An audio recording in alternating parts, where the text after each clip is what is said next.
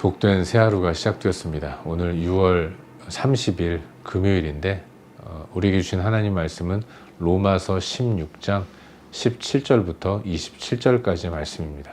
우리 한 목소리로 함께 읽도록 하겠습니다. 로마서 마지막 부분인데요. 로마서 16장 17절부터 27절까지 말씀 우리 함께 읽도록 하겠습니다. 형제들아, 내가 너희를 권하노니 너희가 배운 교훈을 거슬러 분쟁을 일으키거나 거치게 하는 자들을 살피고 그들에게서 떠나라. 이 같은 자들은 우리 주 그리스도를 섬기지 아니하고 다만 자기들의 배만 섬기나니 교활한 말과 아첨하는 말로 순진한 자들의 마음을 미혹하느니라. 너희의 순종함이 모든 사람에게 들리는지라. 그러므로 내가 너희로 말미암아 기뻐하노니 너희가 선한 데 지혜롭고 악한 데 미련하기를 원하노라. 평강의 하나님께서 속히 사탄을 너희 발 아래에서 상하게 하시리라. 우리 주 예수의 은혜가 너희에게 있을지어다. 나의 동역자 디모데와 나의 친척 누기오와 야손과 소시바더가 너희에게 문안하느니라. 이 편지를 기록하는 나 더디오도 주 안에서 너희에게 문안하노라. 나와 온 교회를 돌보아주는 가이오도 너희에게 문안하고 이 성의 재무관 에라스도와 형제 구아도도 너희에게 문안하느니라. 나의 복음과 예수 그리스도를 전파함은 영세전부터 감추어졌다가 이제는 나타내신 바 되었으며 영원하신 하나님의 명을 따라 선지자들의 글로 말미암아 모든 민족이 믿어 순종하게 하시려고 알게 하신 바 그 신비의 계시를 따라 된 것이니 이 복음으로 너희를 능히 견고하게 하실 지혜로우신 하나님께 예수 그리스도로 말미암아 영광이 세세무궁하도록 있을지어다. 아멘. 오늘은 6월 30일, 6월의 마지막 날입니다. 지난 한 달을 돌아보면 하나님의 인도하심이 있었기 때문에 또 여기까지 왔다고 믿어요. 오늘 하루 믿음 안에서 또 하나님 의지하면서 잘 마무리하실 뿐만 아니라 6월 한 달도 잘 말씀의 인도를 따라 마무리하는 우리 모두가 될 수 있기를 주의 이름으로 축원합니다. 6월 한 달 동안 우리가 로마서 말씀을 계속해서 함께 묵상해 왔는데 오늘은 어제에 이어서 방금 읽은 말씀인 이 로마서 16장 17절부터 27절까지의 말씀, 로마서의 마지막 부분을 묵상하는 가운데 우리에게 주시는 은혜와 도전들을 함께 나누기 원합니다. 바울은 편지를 마무리하면서 이 편지를 가지고 가서 전하는 이 베베를 잘 영접해 주기를 로마 교회 성도들에게 부탁했습니다. 그리고 자기가 알고 있는 로마 교회 성도들의 안부를 일일이 이름을 들어가면서 묻고 또 그들을 축복했죠. 오늘 묵상하는 본문에서 바울은 이제 로마 교회를 향한 마지막 당부를 전하고 있습니다. 그것은 교회를 거스르고 분쟁을 조장하는 사람들을 잘 살펴서 그들을 피하라고 권면하는 것이죠.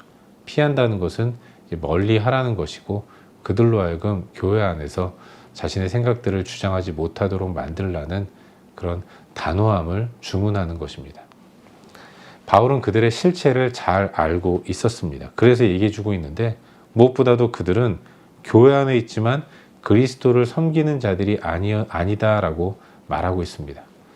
예수 그리스도의 복음으로 구원받은 사람들은 그리스도와 연합된 자들로서 모든 것을 다 그리스도의 유익을 위해서 하는 그런 사람들이어야 하는데, 그런데 교회 안에서 거스르고 분쟁을 조장하는 사람들은 그런 그리스도를 섬기는 자가 아니라 자기들의 배만 섬기는, 자기의 유익만을 도모하고 추구하는 사람이라는 것을 바울은 설명해 주고 있는 것입니다. 교회 안에서 자기의 유익만을 도모하고 사람들로부터 섬김만 받으려고 하는 사람들이라는 거죠. 또한 그럴듯한 말로 성도들의 마음을 미혹하는 자들이라고 이야기를 하는 것입니다. 그리스도가 영광을 받으셔야 하는데 그리고 교회 안에서 자기 이름을 높이고 자기의 영광만을 도모하는 사람, 그런 자들을 피하라고, 멀리하고 또 단호하게 내쫓으라고 도전하고 있는 것이죠. 바울은 로마 교회 성도들을 믿고 있습니다. 그들의 순종하는 모습이 모든 사람들에게 들릴 정도로 귀하고 아름답다고 칭찬해요. 그리고 바울 자신도 그런 로마 교회 교인들의 이야기를 들으면서 기뻐한다고 이야기를 합니다. 그러는 가운데 한 번 더 당부하는 거죠. 달리는 말에 채찍을 가하듯이 선한 데는 지혜롭고 악한 데는 미련하라, 이렇게 도전하고 있는 것입니다. 아울러 평강의 하나님이 속히 사탄을 너희 발 아래서 상하게 하실 것이니 걱정하지 말고 지금처럼 담대하게 주의 길을 가라라고 도전하고 있는 것입니다. 항상 악한 것에 발 빠르고 또 선한 데는 외면하는 이런 모습이 세상의 모습이고, 그들이 그렇게 사는 이유는 자기들의 배만 섬기느라고 그런 것입니다. 악한 것을 도모함으로 자기의 유익을 추구하고 선한 것을 미루고 멀리하고 외면하고, 그래야 자기가 잘 살 수 있다고 생각하는 것이 세상의 논리이고 세상의 사람들의 생각인데, 그런 사람들로부터 부름받고 그리스도 안으로 들어온 너희, 교회인 너희는 반대로 선한 데는 지혜롭고 악한 데는 미련해서 그리스도의 영광을 위하는 그런 삶을 살아야 한다고 도전하면서, 그렇게 살지 못하도록 만드는 그런 악한 마귀 사탄의 세력들을 평강의 하나님이 너희들 발 아래 상하게 하실 것이다. 그러니 하나님 믿고 의지하면서 지금처럼 바른 교훈을 따라 진리 가운데서 복되게 살아가라라고 도전하고 있는 것이죠. 아울러 이제 바울은 자신들의 동역자의 이름을 들어서 우리 팀이 너희 로마 교회를 축복하고 있다라고 교회를 격려합니다. 로마 교회를 사랑하는 마음으로 축복하는 것은 바울 혼자가 아니라 많은 사람들이 바울과 함께 헌신하고 또 수고하면서 교회인 너희들을 응원하고 있고 또 기도하고 있다라고 들려주고 있는 거예요. 그들의 이름, 디모데, 누기오, 야손, 소시바더, 그리고 바울의 구술을 따라 파피루스 종이의 대피라고 하는 이 더디오도 편지를 쓰다가 나도 너희를 축복한다, 이렇게 살짝 자기 이름을 넣고 있죠. 그리고 가이오, 에라스도, 구아도, 모든 사람들이 로마 교회를 격려하고 축복하고 있다는 것을 밝히고 있는 거예요. 그 후에 바울은 편지를 마무리하면서 하나님께 찬양을 올려드리고 있습니다. 그리고 그의 찬양은 편지를 쓰는 바울, 그리고 그의 동역자들, 그리고 편지를 받는 모든 로마 교회 교인들, 모든 성도들이 다 하나님께 올려드리는 찬양이 되는 거예요. 하나님의 영광이 세세 무궁하도록 있기를 소망하면서 하나님의 이름을 높이고 있는 것이죠. 그렇게 로마서의 마지막 부분을 정리한 바울, 그 바울의 글을 이제 다 읽게 되는 것이죠. 이것이 오늘 우리가 함께 묵상하고 있는 본문의 전반적인 내용이고, 오늘도 이 말씀들 가운데서 두 가지 정도를 함께 살펴보는 가운데 우리의 기도 제목으로 삼고 함께 기도하기를 원합니다. 오늘 본문 가운데서 우선 17절과 18절 두 구절 말씀을 함께 읽도록 하겠습니다. 본문 17절과 18절 두 구절 말씀입니다. 읽겠습니다. 형제들아, 내가 너희를 권하노니 너희가 배운 교훈을 거슬러 분쟁을 일으키거나 거치게 하는 자들을 살피고 그들에게서 떠나라. 이 같은 자들은 우리 주 그리스도를 섬기지 아니하고 다만 자기들의 배만 섬기나니 교활한 말과 아첨하는 말로 순진한 자들의 마음을 미혹하느니라. 아멘. 여러분, 바울은 이 편지를 마무리하면서 마지막 당부로 교회 내에 들어오는 악한 자들을 경계하라고 권면하고 있어요. 사실 이와 같은 권면은 로마 교회만 한 것이 아니라 그가 편지를 보내는 모든 교회들에게 동일하게 이와 같은 당부를 했다는 것을 우리는 바울 서신들을 통해서 발견하게 됩니다.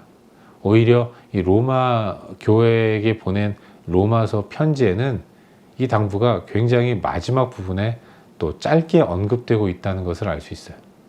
바울은 모든 교회들에게 늘 경계심을 갖고 주의하라고 당부하고 있는데, 그것은 바로 교회 내 들어오는 악한 자들을 경계하라는 것이었습니다. 다른 서신서에 보면 이런 사람들, 악한 자들을 가리켜서 거짓 선지자들이라고 이야기를 하고 있죠. 거짓 교사들이라고 표현하고 있는 것입니다. 여러분, 그들은 배운 교훈을 거스르는 자들입니다. 그들이 배운 진리는 예수 그리스도만이 교회의 주인으로서 그리스도를 섬겨야 하고 그리스도만을 섬겨야 한다는 것인데, 이걸 거스른다는 것은 그리스도를 섬기지 않게 만든다는 것입니다. 그리스도의 유익을 구하는 삶이 아니라 그리스도를 이용해서 자기의 유익만을 구하도록 만드는 그런 자들, 새치어로 순진한 사람들의 마음을 흔들고 미혹하는 사람, 겁먹게 해서 자기들을 의지하게 만드는, 하나님을 의지하는 게 아니라 거짓 교사들, 자기들을 의지하게 만드는 사람들, 그런 자들이 바로 교회 내에 들어오는 악한 자들이라는 거예요.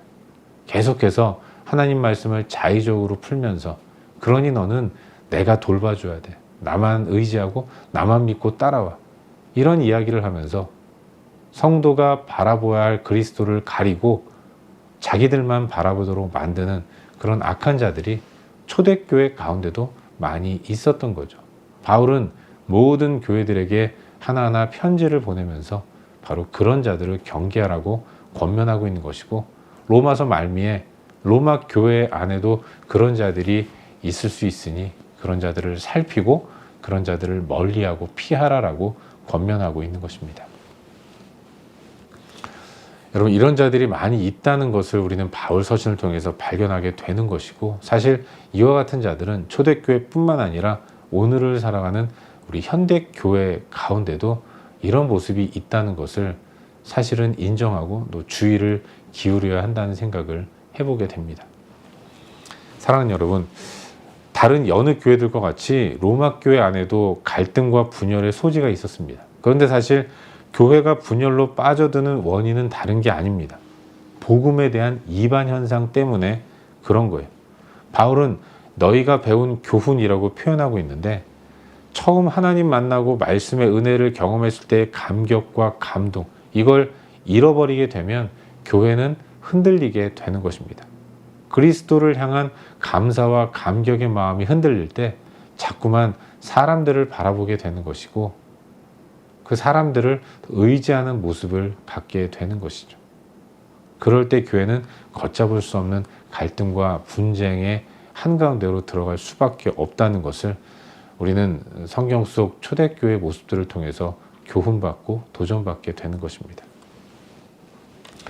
우리 삶도 마찬가지입니다. 처음 은혜를 경험하고 하나님 사랑을 느낄 때는 감격과 감동 가운데서 순종의 자리로 나아가죠. 하지만 어느 순간부터 마음이 해이해지고 하나님만을 바라보던 우리들의 눈이 하나님도 바라보는 순간이 오면 그때부터 우리는 흔들리기 시작한다는 것을 종종 발견하게 되지 않습니까? 제가 신학교 다닐 때 교수님으로부터 들었던 아주 인상적인 이야기가 하나 있어요. 종교 개혁이 일어났을 때 모든 권위는 성경에 있었습니다. 종교개혁 정신 가운데 하나가 오직 말씀 아니겠습니까? 성경 속 모든 내용들에 대해서 토를 달지 않고 순종하려는 그런 모습들이 있었다는 거죠. 무조건 순종하는 마음을 가지고 있었던 것입니다. 어떤 축구 감독이 선수들에게 주장하기를 닥치고 공격, 닥공이라고 얘기를 했는데, 종교개혁 시대는 무조건 닥치고 성경, 성경의 권위를 최우선적으로 두면서 말씀에 순종하는 모습을 강조했고 또 그렇게 살았던 것이 16세기 종교개혁 시대의 성도들의 굳은 결의였고 삶의 모습이었습니다. 그러다가 종교개혁 시대가 지나면서 핍박도 사라지고 교회가 편안해지면서 시대가 변하는 가운데 그때부터는 성경의 권위가 성경을 해석하는 성경 해석자에게로 더 많은 권위가 옮겨져 갔다는 겁니다. 종교개혁 시대에는 무조건 말씀대로 순종한다는 생각이 강했는데, 그래서 타협 없이 믿음만을 가지고 나아갔는데, 하지만 그 후에 안정을 찾으면서부터는 어떻게 말씀대로 다 순종할 수 있겠는가, 이런 생각을 하면서 말씀을 해석해주는 성경 해석자의 입에 주목한, 눈을 고정하는 이런 모습이 교회 가운데 나타났다는 거죠. 성경이 이웃사랑이라고 하니까 이웃을 사랑하기 위해 달려갔는데 어느 순간부터 그러면 누가 이웃이지? 이런 의문을 가지면서 이러이러한 사람이 너의 이웃이고 네가 사랑의 사람이다 라고 이야기해주는 성경 해석자에게 더 많은 권위를 또 부여하는 일들이 일어나게 되었던 것이죠. 사실은 이것이 중세 교회의 암흑기를 가져온 모습이었습니다.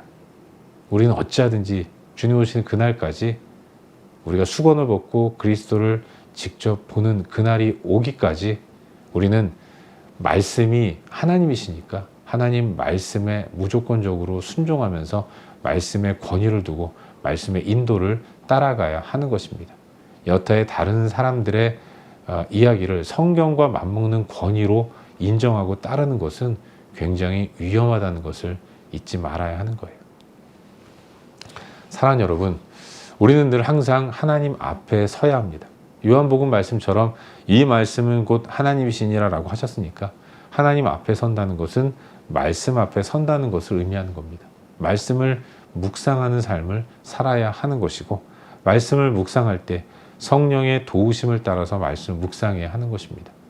성령의 조명을 받아서 말씀을 묵상하고 읽고 묵상하고 깨닫는 가운데 말씀의 인도를 성령과 함께 잘 따라가는 그런 모습이 성도인 우리에게 주님 오시는 그날까지 사라지지 말아야 할 아름다운 모습이라는 것을 믿으시기를 바랍니다.